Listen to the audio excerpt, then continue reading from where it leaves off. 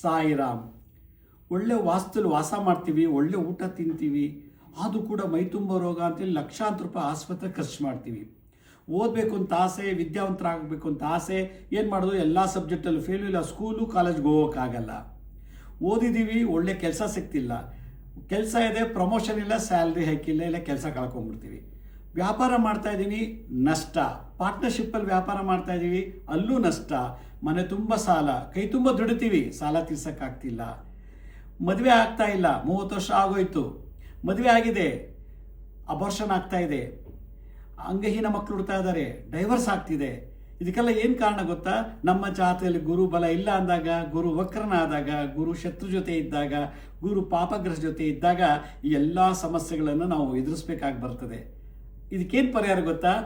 ಬನ್ನಿ, ಡಿಸೆಂಬರ್ 4ನೇ ತಾರೀಕು ದತ್ತಾತ್ರೇಯ ಜಯಂತಿ ದಿವಸ ಈ ಗುರುಪಾದಕ ಪೂಜೆಯನ್ನು ಮಾಡಿ ಗುರುಶಾಪ ಗುರುದೋಹದಿಂದ ಮುಕ್ತರಾಗಿರಿ. ಹೆಚ್ಚಿನ ಮಾಹಿತಿಗೆ ಸ್ಕ್ರೀನ್ ಮೇಲೆ ತೋರಿಸೋ ಲಿಂಕನ್ನು ಕ್ಲಿಕ್ ಮಾಡಿ.